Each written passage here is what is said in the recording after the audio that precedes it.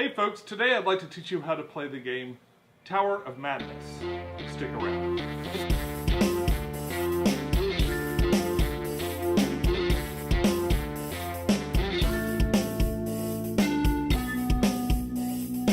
Hey YouTube, this is Tech. I recently just got back from a trip to Gen Con. I was lucky enough to get a copy of this game. It's called Tower of Madness, and it's from the company called Smirk and Dagger. Today I'm going to unbox it, we're going to set it up, and I'm going to show you how to play it. We actually played this game last night and it's a lot of fun. It's like 30 to 40 minutes. It'll play up to 5 players, and it's for ages 10 and up. Alright, so let's open the box and get started. So in every Tower of Madness box you're going to get a copy of the rules, a large handful of plastic tentacles,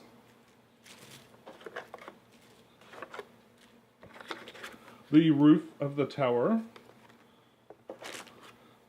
itself, the base plate, a bag of dice, 5 player boards, a pack of locations to investigate, some cards with investigators and spells, some unnatural influence tokens, and a first player token. And last but not least, the dice, 5 purple dice. Let's begin with the tower setup. Go ahead and get the base in place and then pull open the tower. This tower is magnetically attached. There are magnets inside of here. So you can just kind of open it up, turn it around, and it just snaps shut like so. You'll notice around the tower too, you're going to have these little holes with the green. Those are holes where the tentacle is going to go through. So you're going to be placing the tentacles in like so. And on the opposite side will be ones that are not tinted in green. This is where the tentacles will exit. So for instance, if I put it in here, it comes out right here. What works best is to work your way around the bottom and then eventually go up and up, and that'll keep you from having too much trouble getting the tentacles all the way through here. It does turn into kind of a maze. What works really well for these is to go ahead and look down into the tower as you're doing it and sort of lock it in with your finger, or get a friend to help you. For these side ones like this, they go into here and then they come out the little side part right there. See that? Alright, so I'm going to go ahead and continue putting all these tentacles in, and then we'll go from there. Now if you do this correctly, you shouldn't have to do any bending or anything to get these to fit in correctly. The next thing you want to do is go ahead and spin it around until you see the little exit hole here, and place it in line with the ramp right here so that the marbles can exit. Here's a quick look at what it looks like inside there, where the marbles are going to be falling down into. Now what you want to do is find the yellow marble inside of here. That actually represents the first player, or the lead investigator. We're going to pull that one out and separate it from the rest. There's a little yellow marble for the lead investigator. There are a few different kinds of marbles in this game. These are the ones you don't want. Once 3 of these have emerged, then Cthulhu has risen and everyone loses, unless you've gone insane. We'll go over that in a minute. But these are the Doom marbles, which is pretty funny. These blue marbles are investigation marbles, and they actually give you points at the end of the game. They're a good thing. These red marbles represent insanity and madness. Get 4 of these and you've gone insane. And lastly, there's the white marbles. These white marbles represent spells. They can increase your abilities and give you special skills that you can use to win the game. Now what we're going to do is get all the marbles, gather them up together, and as randomly as possible, I'm not going to really look at these, I'm going to pick them up. For the spell that got loose. And I'm going to just insert them into the top. Alright, and here is the roof. It also has a magnet in it to kind of help these things stay together. And you want to just kind of prop it in here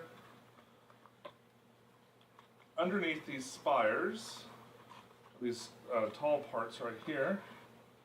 And it sort of holds the roof on and keeps everything together.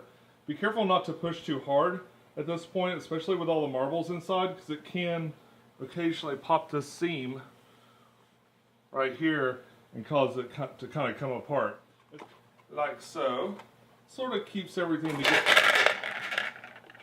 It's pretty easy to recover. You kind of just squeeze it back together, get the marbles and put them back in there and start again. But putting this lid on does sometimes trigger this seam to pop open, so you need to be careful of that. Now this game comes with 2 sets of 5 investigators. One set has extra rules, which will be fun to play after, perhaps you've become more familiar with the game. And the other 5 have no special rules other than this one that they all share. And the manufacturer recommends starting with these simpler cards to start with. So we're going to do a 4-player game. And this and the extra investigators with the rules will go to the box, and these will go out. We're also going to take a number of player boards equal to the number of players. They're all the same board. You'll see on the player board, up here we have the investigation dice that you have to lock in, and the discovery dice total, which will judge who did the best job of investigating the different locations that we'll be investigating. So you'll notice there are holes here across the bottom. Whoever's the lead investigator will mark their score with the yellow marble. Whoever has the highest score in this last area here that's successful in the investigation, they'll mark their score, and this marble gets passed along to whoever has the highest score, unless there's something else that changes that value, like a spell, for instance. Lastly, along the bottom, we've got madness, spells, and discovery. And this is just an area to store your marbles as they fall out of the tower. And different things do different ones. 4 madness marbles and you've gone insane. Spells you can trade in for another spell to use. And every one of these discovery marbles you have counts as 3 points towards victory at the end of the game. So what we'll do is we'll go ahead and lay out the investigators there. We'll give them their cards. Alright, so we've got all our investigators laid out, and the next thing we want to do is sort out our locations and these are the locations we'll be visiting to try and unravel the mystery of Cthulhu. All of these locations have a victory point cost, which is indicated right here. You always want to start with the clock tower first, so we're going to set that aside. And then what we're going to do is we're just kind of mix these up a little bit. And for 4 players, we'll be picking 9 of these at random. Okay, so we make sure the clock tower is on top, and we lay this down here. We'll have to get through this whole stack in order to beat Cthulhu. Just a quick note about these investigation locations. What you'll see down at the bottom is that every one of these locations has different victory conditions, different things you have to do to win that location. Some of them are really difficult, and some of them are not so bad. Each investigator starts the game with 2 spells. We'll go ahead and lay them out for each player. Spells are really interesting. They have an insane side, in case you've gone insane, and they have a sane side. So whatever state of mind you have at the time of playing the card, that's which side you'll play. They usually tell you exactly when you can play them. You can only play one that happens at a specific time during your turn. Like at the start of the turn, if you had 2 cards that began at the start of your turn, you could only do one of them. And if someone else had a card that began at the start of your turn, it's whoever places this first. Whoever decides to use it first gets the initiative and is able to do it. The other person will have to wait. Whoever owns the game initially gets the first player token and the lead investigator marble, just to start things off. Okay, so one of the last things we lay out are the unnatural influence tokens. And you can get these tokens when you're doing an investigation and you roll double 5s specifically. Most of these are one use per round. There are a couple that you can hold on to for multiple rounds, but for the most part, you get one of these, you can use it at some point during your turn that round. Then at the end of the round, you either give it back because you've already used it, or you flip it back to the other side and make it available for other people to use. There are all kinds of neat little special rules. These are just kind of little extra things to help you win. And I like to just lay these out here to make them available next to the tower for everybody. Okay, so now we're at the start of turn 1. What we're going to do is look at the location and see if there's any special rules involved. Of course, we always start with the clock tower where there are no real special rules. And we'll also check our spells to see if there are any spells that we'd like to cast or need to cast right at the beginning of our turn. Then we're going to take the investigation dice and we're going to try to lock in a gate, a heart, and a mind, and then get a high number here. This signifies a win. If we're not able to lock all these in, then we're going to have to pull a doom tentacle out and just take the consequences. Now I'm actually going to turn this sideways to sort of better illustrate what I'm trying to do here. And we'll take the roll 1, and you'll see with the roll 1, I've got this, which I can lock in for the mind, or the gate. And really the others are numbers. I could keep this 6, but I want to make sure that I get these two. So I think I'll just roll. Every time you roll, you have to accept one of the dice. One of the dice will have to fit into one of these slots. So try again. Oh! And this time we got real lucky. We got a heart and a mind. Oop. I'm going to lock those in. Now I have successfully completed the investigation at this point, and I'm really just going for a high number. I can put any number that I want into here. So this has been a really good roll. You'll see that every one of these symbols has a number on it too. So it's not just a heart or a gate or a mind or whatever. There's also a value. And we want the highest value possible for the last 2 slots. So I'm going to roll again. Oh, 5 and a 6. That is not bad. So that will give me an 11. And I will take the lead investigator die, since this person is now the lead investigator officially. And I will put it on number 11.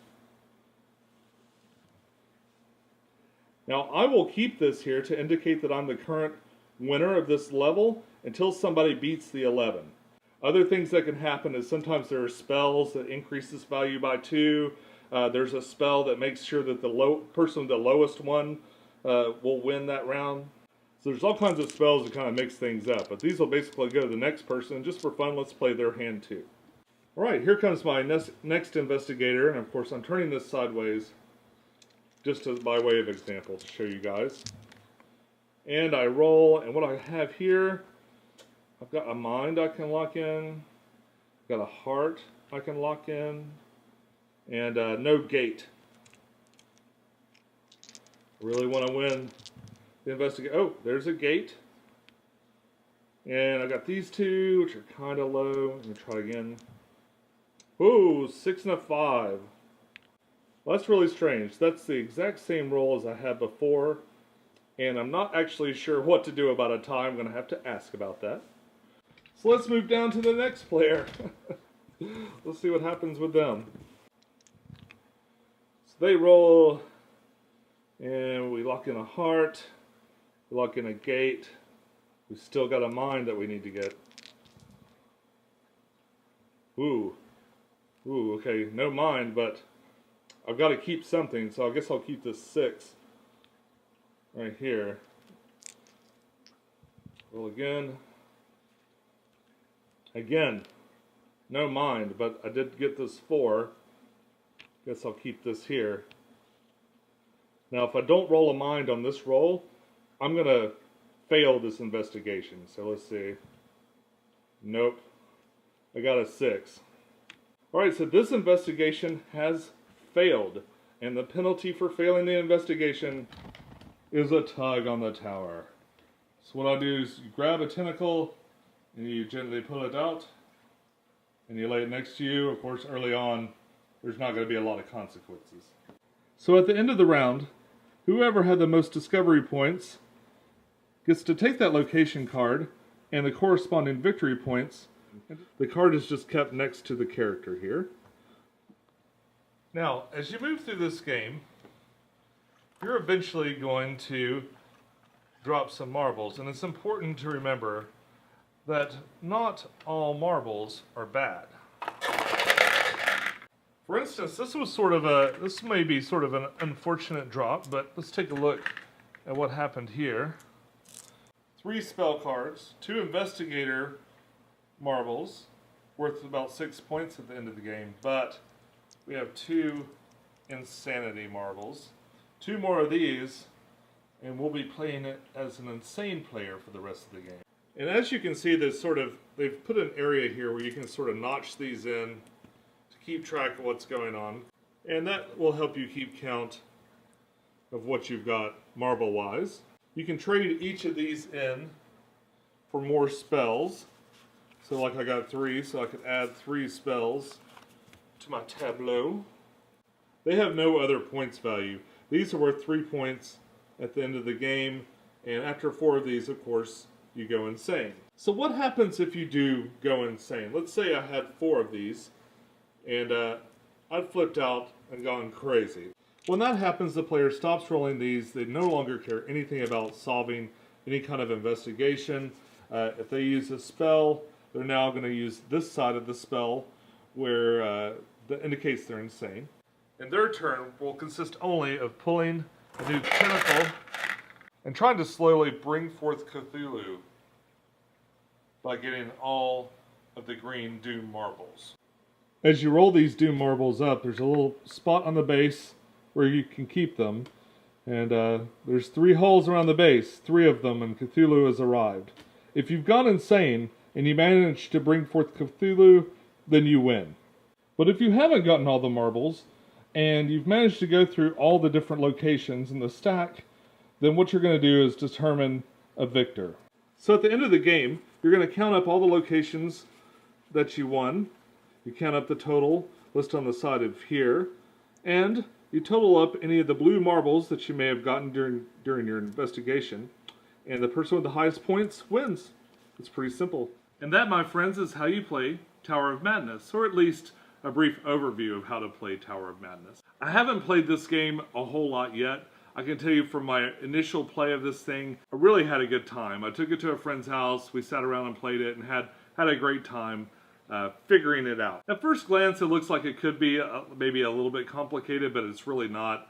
Once you get the hang of it, you roll right through it, locking in the dice, and that whole mechanism we thought was really good. It sort of doubles your randomness too, so you're not only getting like what the dice give you, but you might get what the Doom Tentacle gives you as well. And what other game can say that? So over and all, I'm going to give Tower of Madness 2 thumbs up. I really enjoyed it. My family had fun playing it. Our friends had fun playing it with us. It's a really enjoyable game with a fun theme and really cool components. There's a whole lot of different investigation locations that you can go to with a lot of different rules and interesting things. You only end up using 9 of these in a 4-player game, so there's a big stack of them over there. I think that they could offer a lot of replayability and make it so it's not the same game every single time.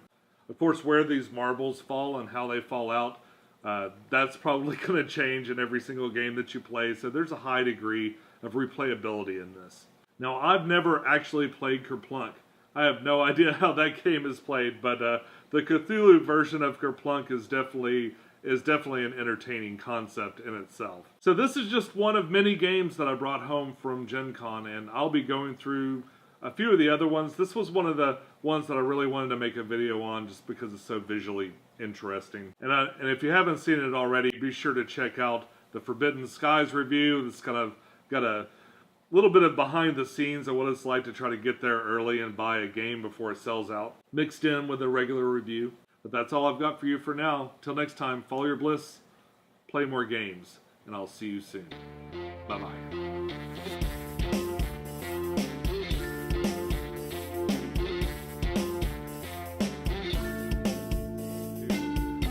This is just one game. So over and all, this kind of, give it back if you have it. Then at the end, it's a lot of fun. It kind of doubles your randomness. It definitely. And then we take our these blue marbles.